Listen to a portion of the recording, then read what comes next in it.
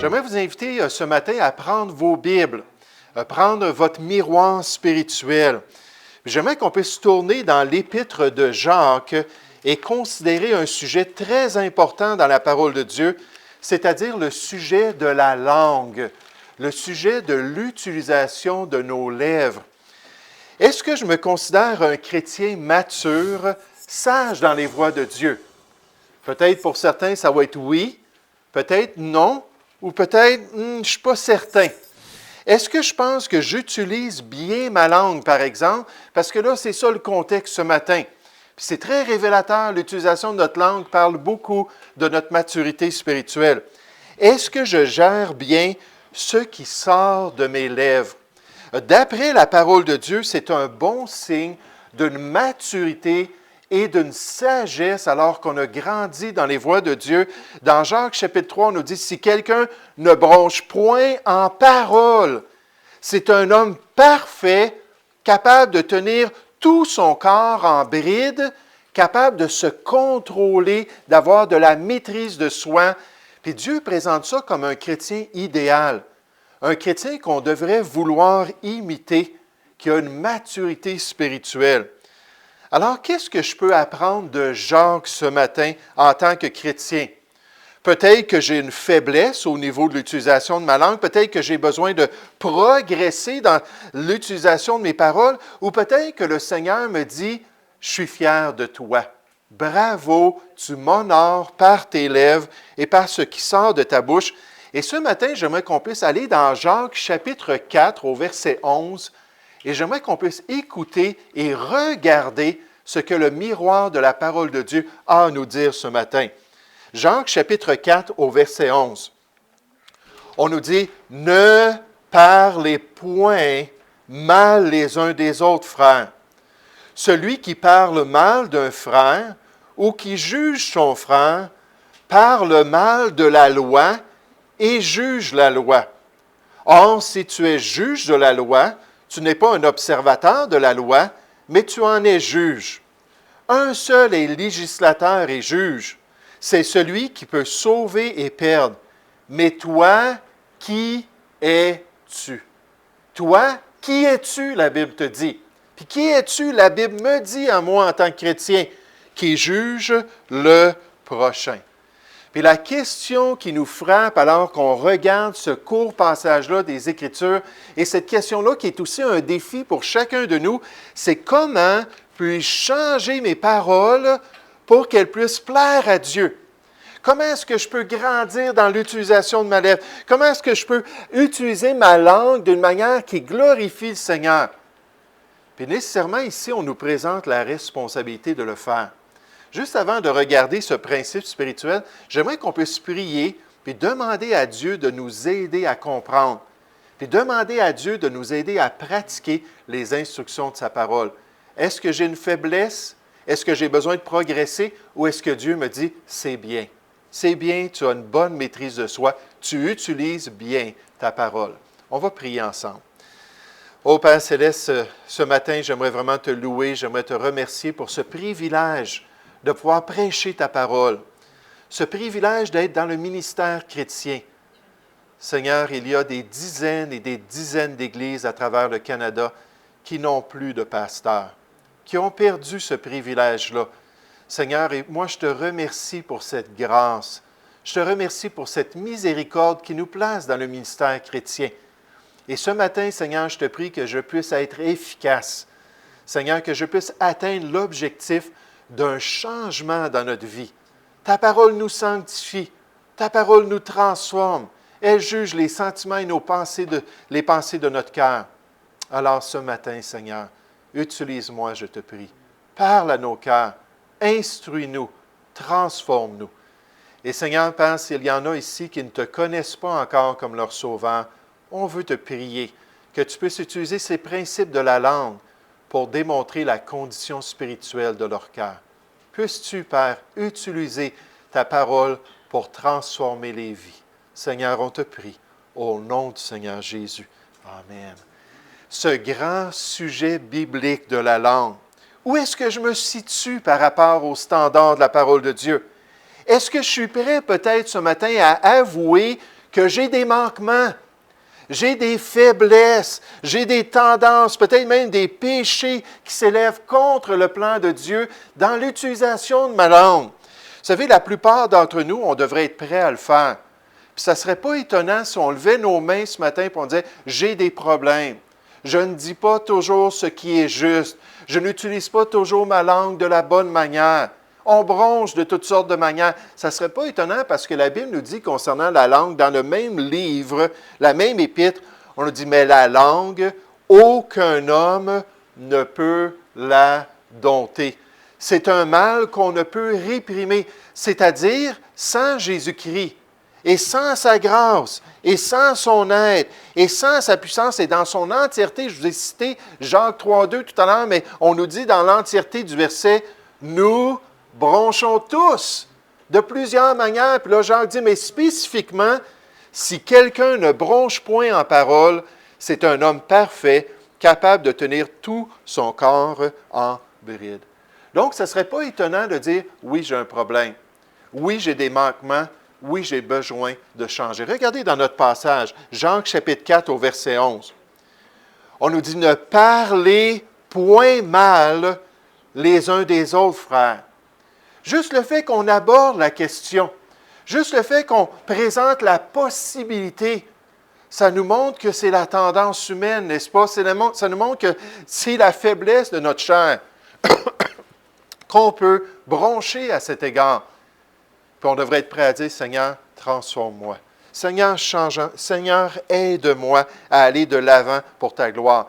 Et quand on est prêt à le confesser, quand on est prêt à l'admettre, ça, c'est le premier pas vers la victoire. La Bible nous promet que quand je suis faible, c'est alors que je suis fort. Quand j'ai écouté, quand j'ai compris, quand j'ai saisi le standard de Dieu, puis je me suis tourné vers le Seigneur, puis j'ai dit, oui, c'est vrai, c'est mon cas. Oui, c'est vrai, c'est ma faiblesse. Oui, c'est vrai, je ne parle pas toujours à mon épouse comme je devrais parler. Je ne parle pas toujours à mes enfants comme je devrais parler. Je ne parle pas toujours aux chrétiens comme je devrais parler. Dès qu'on fait cela, la Bible nous dit, on reconnaît qu'on est faible, et là, tout le potentiel est de devenir fort en Jésus-Christ. C'est la promesse du Seigneur. C'est ce qu'il nous dit, qu'il peut agir, qu'il peut nous transformer si seulement on est assez humble pour le reconnaître. Si on est prêt à se regarder dans le miroir et dire « Wow, je commence à avoir des cheveux gris, là. J'ai des cernes. Aïe, aïe, aïe, mon nez est grossi à chaque année. » Puis on se regarde, puis on est prêt à se regarder sincèrement. Je pensais à ça cette semaine, quelqu'un me parlait de Samson, puis de l'histoire de ce juge de l'Ancien Testament. Mais vous savez, Samson, Dieu l'a utilisé avec sa personnalité, l'a utilisé même avec ses tendances, il l'a choisi pour être quelqu'un qui allait s'infiltrer parmi les Philistins, qui allait s'approcher des femmes philistins, les femmes d'incirconcis, pour provoquer des combats, pour pouvoir exterminer une partie de ce peuple-là pendant 20 ans de temps. Mais Dieu l'a utilisé, mais Samson est allé au-delà de ce que Dieu voulait. Il jouait avec le feu. Il ne réalisait pas qu'il avait tendance à être faible envers les femmes. Qu'il avait tendance, lorsqu'une femme était assise, qu'elle venait et elle lui posait toujours les mêmes questions comme une des femmes qu'il avait rencontrées. C'est quoi ton énigme? C'est quoi qui peut être doux et c'est quoi qui peut être fort? Puis de ce fort-là va sortir quelque chose de doux. Parlant du lion qu'il avait tué puis de l'essaim d'abeilles qui s'était installé dans ce lion-là. Puis là, elle est venue, puis elle lui a demandé pendant une semaine de temps, « Dis-moi là, si tu m'aimes, là, dis-moi la vérité, dis-moi la vérité. » Puis finalement, il a craqué. Puis là, c'était une indication d'une faiblesse dans son caractère. Il était influençable. Puis messieurs, j'aimerais vous dire, on est influençable. Nos épouses vont soit nous aider dans le Seigneur ou ils vont être un empêchement. Messieurs, ceux qui sont encore célibataires, choisissez donc des épouses qui aiment Dieu. Des épouses qui marchent dans les voies de Dieu parce qu'on est influençable, mais Samson était tellement orgueilleux qu'il jouait avec le feu. Même quand Delilah a commencé à faire une scène, un scénario, « Ah, les Philistins vont venir t'attraper dans ma maison », tout ça, à chaque fois, il disait « Ah, aucun problème. Je suis capable, puis je vais résister, je suis assez fort. » Jusqu'à ce qu'à un moment donné, elle lui dit, « C'est quoi la source de ta force? Hey, je suis tanné, là, dis-moi-le. » Puis elle dit, « Si tu me coupais ces cheveux-là qui ont été consacrés à Dieu, je perdrais cette présence-là du Seigneur. » Puis finalement, c'est ce qu'elle lui a fait. Mais Samson, c'est un témoignage qu'on peut être orgueilleux, c'est un témoignage qu'on peut ne pas regarder la réalité, qu'on n'est pas prêt à changer, à être transformé. Mais peut-être que ce n'est pas le cas pour vous ce matin. Vous dites, oui, je lèverai ma main pour dire, j'ai des problèmes. Puis là, on parle de la langue. Puis j'en ai d'autres problèmes aussi dans ma vie. Peut-être que vous êtes prêt à le reconnaître. Gloire à Dieu. Peut-être que vous désirez changer par la grâce de Dieu. Et peut-être que vous seriez prêt à arriver à la conclusion que dans le fond, puis là c'est ici qu'on va en parler dans Jacques chapitre 4, c'est ça le contexte, que je suis prêt à honorer l'œuvre de Dieu. L'œuvre que Dieu a accomplie dans la vie des chrétiens. L'œuvre de Dieu que Dieu a accomplie dans la vie de l'enfant de Dieu. Parce que dans le fond, ici, Jacques est en train de nous dire qu'il ne faut pas mal utiliser notre langue en face des chrétiens, en face de ceux qui connaissent la grâce de Dieu. D'être prêt à changer, d'être déterminé, pleinement désireux à faire ce qui est bien, puis à me soumettre au plan de Dieu, puis en face des chrétiens, des enfants de Dieu, à regarder la à regarder la position plutôt que la personne. Puis à honorer l'œuvre que Dieu a accomplie dans la vie de ces gens. Regardez dans notre texte ici. On nous dit « Ne parlez point mal les uns des autres frères ». Verset 11. Là, on nous parle de parler mal. Vous savez, des fois, il faut parler justement. Concernant les frères et les sœurs, des fois, il y a des choses qui sont légitimes. Des fois, il y a vraiment des informations que la parole de Dieu nous présente concernant des chrétiens qui étaient rétrogrades, des chrétiens qui étaient des mauvaises influences ou des faux chrétiens. On ne parle pas de cela, là. On parle de quelqu'un qui est sauvé, quelqu'un qui fait partie de la maisonnée de Dieu, qui est un enfant de Dieu. Et il nous dit, ne parlez point mal les uns des autres frères. Celui qui parle mal d'un frère et qui juge son frère, parle mal de la loi. Et juge la loi. La loi de qui? Dites-moi. La loi de Dieu. Qu'est-ce que Jacques est en train de dire ici? Des fois, quand on va dans une église chrétienne, on développe des relations avec d'autres enfants de Dieu. On apprend à se connaître un peu plus. Puis des fois, on voit des choses qu'on n'aime pas trop. Des fois, il y a des tempéraments, des fois, il y a des arrière-plans, des fois, il y a des habitudes. Juste en passant, Dieu les connaît, tous ces détails-là. Il connaît exactement les défauts de chacun de ses enfants. Dans Hébreux 4.13, on nous dit « Nulle créature n'est cachée devant lui, mais tout est à nu et à découvert aux yeux de celui à qui nous devons rendre compte. » Dieu connaît les manières de tous les chrétiens. Dieu connaît les habitudes de tous les enfants de Dieu, ses dépendances, ses péchés, mais il nous demande à nous de respecter la position d'un enfant de Dieu. Regardez encore notre passage. On nous dit, celui qui parle mal d'un frère et qui juge son frère, parle mal de la loi et juge la loi. Puis la loi dans les Écritures, c'est la justice de Dieu qui a déterminé le moyen de notre salut. Est-ce que c'est basé sur nos mérites qu'on fait partie de la maison de Dieu? Est-ce que c'est basé sur nos bonnes œuvres puis notre conduite qu'on est un enfant de Dieu? Est-ce qu'on peut gagner notre ciel? Non, c'est un don que Dieu nous a donné. Puis quand on est sauvé, on est placé en Jésus-Christ, puis Dieu dit, cette personne-là, c'est un enfant de Dieu. Malgré tous ses défauts, malgré tous les problèmes qu'on peut voir dans sa vie. Puis en tant que chrétien, Dieu dit, n'attaque pas ma justice, n'attaque pas mon moyen de salut, n'attaque pas le fait que c'est inconditionnel lorsqu'il s'est repenti et qu'il a mis sa foi en Jésus-Christ, il a été accueilli. Puis on nous dit dans Romains 15 au verset 7, « Accueillez-vous donc les uns les autres, comme Christ vous a accueillis pour la gloire de Dieu, à cause que nous sommes en Jésus-Christ. » Puis ça nous dit d'être patient, de se pardonner, de porter le fardeau des relations avec les autres chrétiens, puis d'être prêt à vraiment accepter les gens à cause qu'ils sont sauvés en Jésus-Christ. On nous dit, qui accusera les élus de Dieu? Certainement pas dans le plan de Dieu, on ne peut pas le faire. C'est Dieu qui justifie selon sa loi, selon son moyen de salut. Qui les condamnera? Christ est mort, c'est basé sur Jésus-Christ. Bien plus, il est ressuscité, il est à la droite de Dieu et il intercède pour nous. En tant que chrétien, si on a des faiblesses avec notre langue, il faut se souvenir de ne pas parler de personne en mal et surtout pas des enfants de Dieu. Parce que Dieu nous dit qu'ils sont spéciaux à ses yeux. Dieu nous dit que c'est basé sur le supplice de Jésus-Christ qui les a acceptés. Lui qui a tout accompli, tétélestai, c'est-à-dire c'est payé en entier, et qui nous offre ce salut-là gratuitement.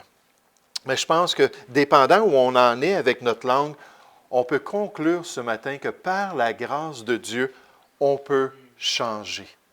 On peut changer, on peut avoir la victoire. La Bible nous dit que tout est possible à celui qui croit. Tout est possible à celui qui accepte qu'on a tous nos besoins de combler en Jésus-Christ, tous nos manquements qui peuvent être réparés par la grâce de Dieu. On peut vraiment grandir et être changé par le Seigneur. Notre texte nous dit au verset 11, « Ne parlez point mal les uns les autres, frères. » C'est un impératif, c'est un commandement, c'est notre responsabilité. Dans l'Épître, au chapitre 3, il nous dit que c'est universel. Tous les hommes ont le même problème. Il nous dit que c'est impossible. C'est impossible en nous-mêmes de toujours dire ce qui est bien. En fait, on nous dit que dans la gloire, les gens vont être justifiés par leurs paroles ou vont être condamnés par leurs paroles. Ce qui sort de notre bouche, ça démontre notre relation avec Dieu.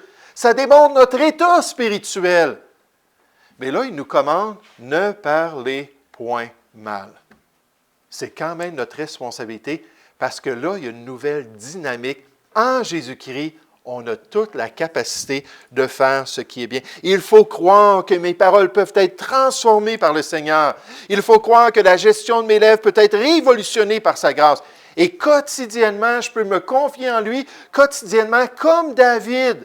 Puis certainement, les paroles de ses lèvres, ça devait être un fardeau aussi pour lui, David.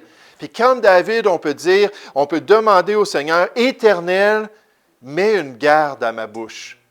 Veille sur la porte de mes lèvres. Puis dans le chapitre 3, j'ai une citation que j'ai sautée, c'est important de la voir, comment est-ce que, alors qu'on parle de l'impossibilité, on nous parle du miracle de cette nouvelle vie-là en Jésus-Christ. Par elle, nous bénissons par notre langue, par notre bouche, nous bénissons le Seigneur notre Père, et par elle, nous maudissons les hommes faits à l'image de Dieu. De la même bouche sortent la bénédiction et la malédiction. Il ne faut pas, mes frères, qu'il en soit ainsi.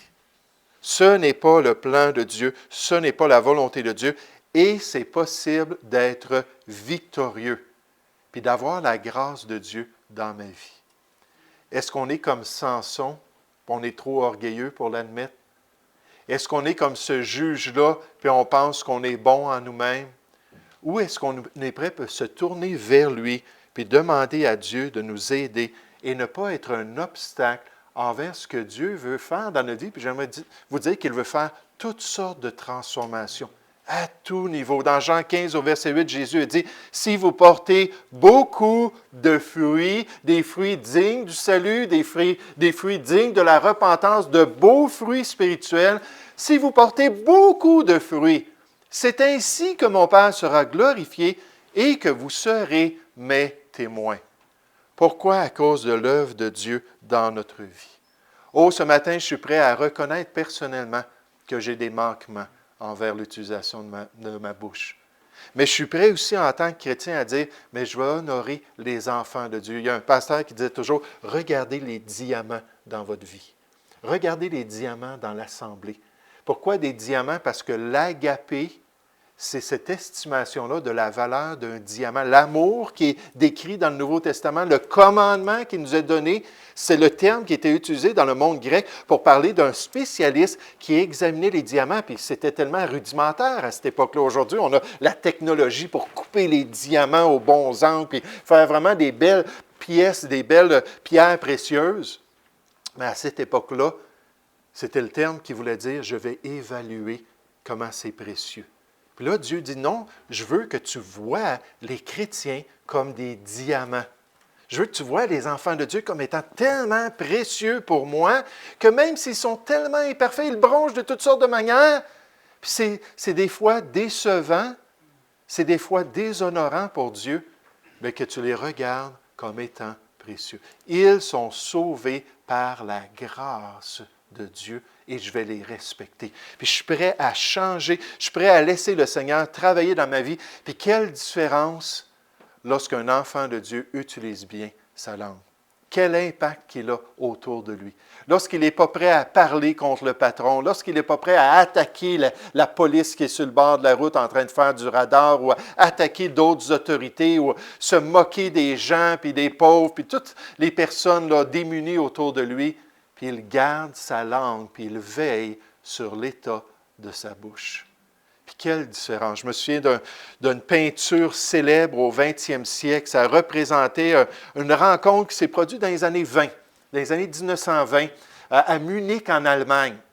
Puis il y avait un jeune homme qui a invité des amis à venir dans un petit pub, puis il a dit, j'ai quelque chose que je dois vous dire, puis ça va révolutionner le monde. Fait que là, ces hommes d'affaires-là, puis ces banquiers-là, toutes ces personnes-là sont venus le rejoindre. Puis là, il y a eu vraiment un discours renflammé contre les autorités, un discours renflammé contre l'état des choses, un discours qui était rempli de paroles amères, qui était pleines de haine. Puis pendant ce discours-là, tu pouvais voir le visage des gens, là, ils étaient vraiment là, irrités, puis ils écoutaient, puis ils étaient fâchés comme l'orateur. Puis finalement, ce peintre-là qui était là a fait cette peinture-là. Puis il a écrit au-dessus de la peinture ces mots-là, je ne peux même pas les lire, je n'oserais pas déshonorer la langue allemande, mais ces mots-là en français, c'est « au commencement était la parole ». Et là, ce qu'il a dit, c'est que ce qu'on vient d'entendre, les mots qu'on vient d'entendre, ça va changer l'Allemagne. Puis peut-être ça va changer le monde, parce que ce sont des paroles qui vont transformer notre société comme on la connaît. Et ces gens-là sont devenus les dirigeants du nazisme, qui ont amené Adolf Hitler, là, au début des années 30, à devenir le Führer, qui ont amené Adolf Hitler à développer une armée, puis une police secrète, puis plusieurs niveaux de contrôle sur son pays, et qui ont amené les citoyens allemands à se livrer corps et âme aux nazistes pour aller partir la Seconde Guerre mondiale et amener la destruction de 60 millions de personnes. À cause de quoi? À cause de l'utilisation de la langue. Oh, peut-être nos paroles n'auront jamais d'impact comme celle du jeune Adolf Hitler. Peut-être qu'on n'aura jamais assez d'influence pour transformer notre société. Mais Dieu nous voit dans notre contexte personnel. Dieu nous voit dans notre famille.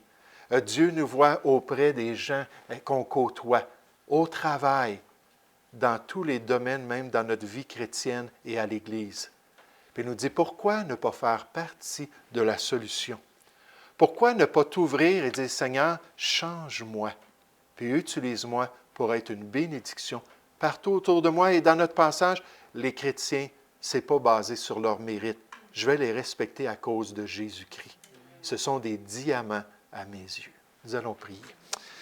Ô Père Céleste, merci Seigneur pour ce bon temps qu'on a passé dans ta parole. Merci pour ces vérités de l'Épître de Jean. Apprends-nous, Seigneur, à vraiment être sensibles envers ce qui sort de notre bouche. Et on te prie que nos langues, que nos bouches puissent être sanctifiées par l'œuvre de Jésus-Christ. Qu'on puisse seulement dire ce que toi tu veux qu'on dise. Comme lui disait seulement les paroles de son Père. Et Seigneur, qu'on puisse toujours t'honorer par nos lèvres. Transforme-nous, nous te prions. Aide-nous à être déterminés et à dépendre de toi quotidiennement. Et quant à tes enfants, Seigneur, c'est ta loi qui a établi la justice de Christ. C'est ta loi qui a permis qu'il ait tout accompli ton œuvre. Et c'est ta loi qui a permis qu'il devienne notre substitut. Ta justice même qui nous offre ce salut-là gratuitement. Aide-nous à voir les chrétiens de la bonne manière. Nous te prions au nom du Seigneur Jésus. Amen.